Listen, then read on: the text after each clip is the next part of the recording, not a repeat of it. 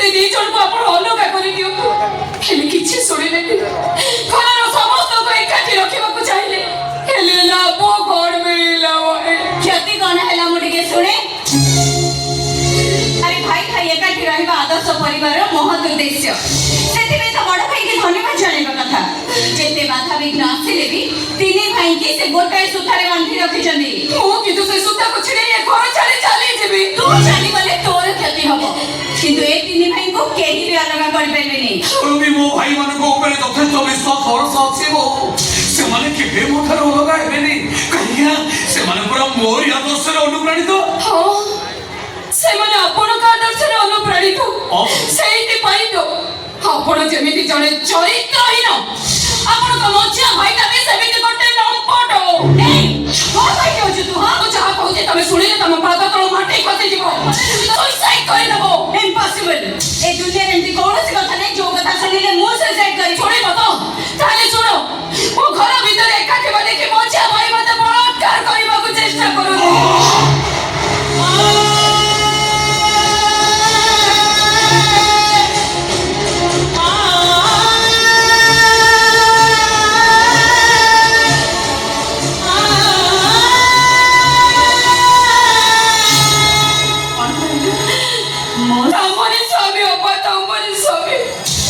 ଭାଇ, ଆପଣ ତ ଜାଣନ୍ତି ମୋ ସ୍ୱାମୀ ମୋ ପାଇଁ କିଛି ବି କରିପାରିବେନି। ସେ ଏକ ପ୍ରକାର ମୂକ। କିନ୍ତୁ ମୋ ମଝିଆ ଦେଢ଼ଶୁରଙ୍କର ମୋ ଉପରେ ପାପ ନଜର ପଡ଼ିସାରିଛି ବୋଲି ସେ ତ ମତେ ଜମା ବି ଛାଡ଼ିବେନି। ଭଗବାନ। ଭାଇ, ଗୋଟେ କାମ କରନ୍ତୁ, ଏ ଘର ମଝିରେ ପାଚେରୀ ଉଠାଇ ଦିଅନ୍ତୁ। ମୋ ମଝିଆ ଦେଢ଼ଶୁର ମତେ ଦେଖିପାରିବେନି କି ମୁଁ ତାଙ୍କୁ ଦେଖିପାରିବିନି। এইটা হবো ମୋ ମଝିଆ ଦେଢ଼ଶୁରଙ୍କ ପାଇଁ ଉପଯୁକ୍ତ ଶାସ୍ତି। শাস্তি তো তুমি মতে দেই সারিলনি বহুমা। ମୁଁ ତମର କି ଭୁଲ କରିଥିଲି, କି ଅପରାଧ କରିଥିଲି? ମୋ ପରିବାରରେ ତମେ ମତେ ଚରିତ୍ରହୀନ ସଜାଇ ଦେଲ। ତାମାନେ ମୁଁ କଣ ତମ ନାଁରେ ମିଛ କହୁଛି? ତମେ ମିଛ କହୁଛ। ମିଛ କହୁଛ ତମେ। ଆଜି ତମ ରୁମକୁ ମୁଁ ଯାଇକି ଏଇଠି ତମ ସହିତ ମୋର ପ୍ରଥମ ଦେଖା। ତାପରେ ବନ୍ଦ କର ତମର ସେ ମିଛ ଗପ ଗୁଡାକୁ। ଆରେ ଦେଢ଼ଶୁର ଭାଇ ବୋଉକୁ ଦେଖିଲେ ପାପ, କିନ୍ତୁ ଘର ଭିତରେ ତମେ ଯଦି ମତେ ଟଣା ଖସଣା କରୁଥିଲ ନା, ମୁଁ ତାର ପ୍ରମାଣ ରଖିଛି। ଦେଖିବ ତ? ଏଇ ଦେଖ।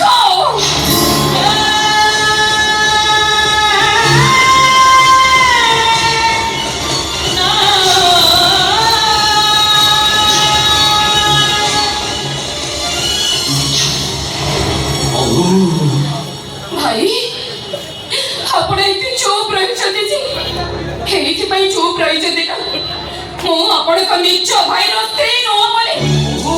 ମୁଁ ଯଦି ଆପଣଙ୍କ ନିଜ ଭାଇର ସ୍ତ୍ରୀ ହେଇଥାନ୍ତି, ଆପଣ କଣ ସତରେ ଏମିତି ଚୁପ୍ ରହିଥାନ୍ତେ? କୁହନ୍ତୁ ଭାଇ। ଠିକ୍ ଅଛି ଭାଇ, ଠିକ୍ ଅଛି। ଆପଣ ଆପଣଙ୍କ ଭାଇକି ଗାମୁଛା ଘୋଡ଼େଇ ରଖନ୍ତୁ, କିନ୍ତୁ ମୋର ବିଶେଷ କଥା ଶୁଣି ରଖନ୍ତୁ। ମୁଁ ଏବେ ଯାଇ ସୁଇସାଇଡ୍ କରିବି। এইটা হচ্ছে মোর শেষ নিষ্পত্তি। ମୋ ଶେଷ ନିଷ୍ପତ୍ତିଟା ବି ଶୁଣିକି ଯାଅ। ଆଜି ମୋ ଘରର ମଜବୁତ ମୂଳ ଦୁଆଟା ଦୋହଲି ଗଲା। କାନ୍ଥ ଗୁଡାକ ଭୁଷୁଡ଼ି ପଡ଼ିଲା, ଆଉ ଛାତଟା ମୋରି ମୁଣ୍ଡ ଉପରେ ଛିଣ୍ଡି ପଡ଼ିଲା। ସେଇ ଭଙ୍ଗା ଛାତ ତଳେ ଚାପି ହେଇ ଅଣନିଶ୍ୱାସୀ ହେଇ ମୁଁ କହୁଛି, ଆଜି ଆମେ ତିନି ଭାଇ ଅଲଗା ହେଇଯିବୁ। ଆମ ଘରର ଅଗଣା ମଝିରେ ପାଚେରୀ ଉଠିବ। ଗୋଟାଏ ଘର ମୋର ତିନି ଘର ହେଇଯିବ।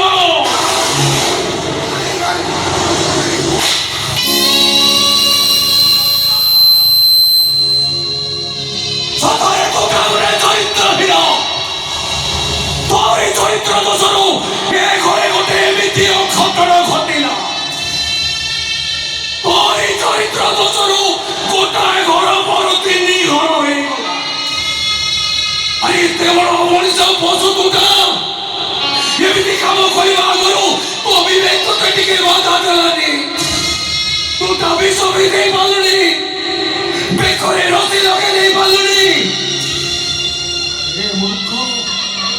ସାନ ବୋହୂ ହଉଛି ନିଜ ଝିଅ ସମାନ ଶେଷରେ ତୁ ତ ଝିଅ ସହିତ ମୋର ଭୁଲ ହେଇଯାଇଛି ଭାଇ।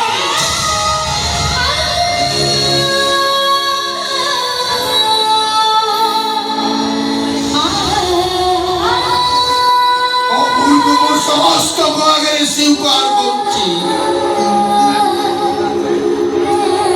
ନିତିନାର ପାପ ନଜରଟା ତମ ଉପରେ ଥିଲା ବୋହୁମା। ଆଉ ଆଜି ତମକୁ ଏକୁଟିଆ ପାଇ ମୁଁ ମହାପାପ କରିବାକୁ ଯାଉଥିଲି।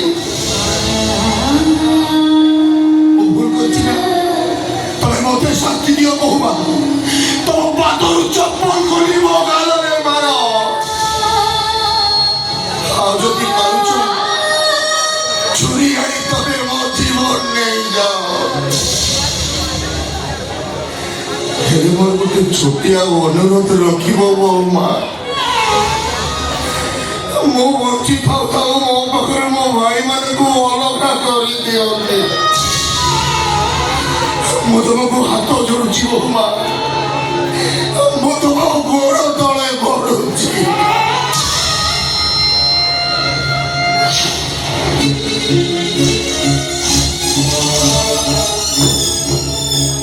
କାହିଁକି ଭୁଲ ମାଗୁଛ ତମେ? କି ଭୁଲ କରିଛ? କହୁଥିଲେ ତମେ punishment ପାଇବ, କୁହ ମତେ। ତାମାନେ ତମ ସ୍ୱାମୀଙ୍କ ପାପକୁ ତମେ ପଣତ ଘୋଡ଼େଇ ଲୁଚେଇବାକୁ ଚାହୁଁଛ? ମୋ ସ୍ୱାମୀ ଯେତେବେଳେ କିଛି ପାପ କରିନାହାନ୍ତି ମୁଁ ଲୁଚେଇବି କାହିଁକି? ତମ ସ୍ୱାମୀ ନିଜେ ମାନି ସାରିଲେଣି ବଡ ଭାଇ ବି ତାକୁ ବିଶ୍ୱାସ କରି ସାରିଲେଣି ତାପରେ ବି ତମେ ଅବିଶ୍ୱାସ କରୁଛ? ହଁ ମୁଁ ବିଶ୍ୱାସ କରୁଛି। ତୁ ମିଛ କହୁଛୁ। ତୁ କହିଲୁ ମୋ ସ୍ୱାମୀ ତୋ ସାଙ୍ଗରେ ପାପ କର୍ମ କରିବାକୁ ମନ ବଳେଇଛନ୍ତି, ସେଇଥିପାଇଁ ବଡ ଭାଇ ବାଧ୍ୟ ହେଇ ତୋ କଥାରେ ସମ୍ମତି ଜଣେଇଲେ। ଏ ସାରା ଦୁନିଆ ବି ତୋ କଥାକୁ ବିଶ୍ୱାସ କରିପାରେ, କିନ୍ତୁ ମୁଁ ଜାଣିଛି ତୁ ଯାହା କହୁଛୁ ମିଛ କହୁଛୁ। ଚୁପ୍ ହେଇଯାଅ କହୁଛି। ହେବିନି ମୁଁ। ଇଏ ମୋ ସ୍ୱାମୀ, ଆଉ ମୋ ସ୍ୱାମୀର ଚରିତ୍ର ଉପରେ ମୋର 100କୁ 100 ବିଶ୍ୱାସ। ଅନୁଷ୍ଠା ଟିକେ ଚୁପ୍ ରହିଯାଅ। କାହିଁକି ଚୁପ୍ ହେବି? କଣ ପାଇଁ ଚୁପ୍ ହେବି? ମୁଁ ଚୁପ୍ ନହେଲେ ତମ ଭାଇ ବୋଉ ଆତ୍ମହତ୍ୟା କରିଦବ? କେବେ ନୁହେଁ। ଆରେ ସେ କେବେ ବି ଆତ୍ମହତ୍ୟା କରିବନି। ତମେ ଯଦି ତା ବେକରେ ଦୌଡ଼ି ବେଲ୍ଟ ପକେଇ ଦେଲ, ସେ ଦୌଡ଼ିକି ଛିଣ୍ଡିକି ଚାଲିଯିବ ପଛରେ ଆତ୍ମହତ୍ୟା କରିବନି। ଚୁପ୍, ଏକଦମ ଚୁପ୍।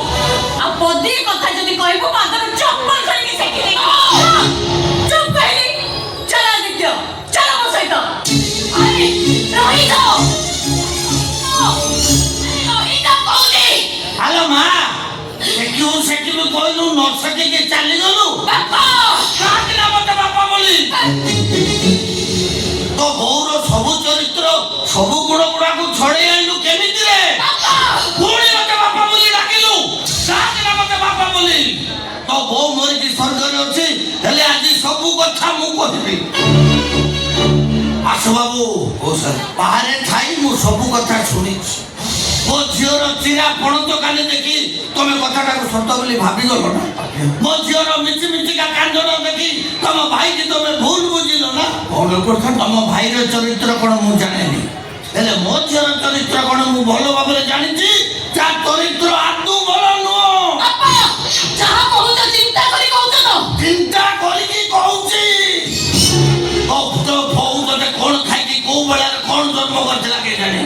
ତୁ ଗୋଟେ ବିଛୁଆତି ଗଛ, ତୁ ଗୋଟେ ମହାକାଳ ଫଳ, ଚିକଣ ଚାକଣ, ଭିତରଟା ପୋଡା ଅଙ୍ଗାର। ମୁଁ ଅଙ୍ଗାର? ଆବେ ତୁ ପୁରା ଦୁହିତା, ଦୁଇ କୂଳକୁ ହିତା।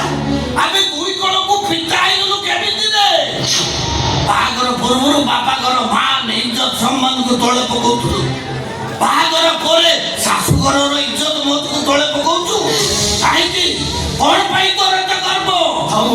ଆପଣ ଆଉ କିଛି କୁହନ୍ତୁନି। ଆରେ ମୁଁ ନ କହିଲେ ତମେ ନାକୁଣିଟାକୁ ଚିହ୍ନିବ କେମିତି? ଅଲରାଇଟ୍, ଏବେ କିନ୍ତୁ ଦେଖ ମୁଁ କଣ କରୁଛି। ନାକୁଣି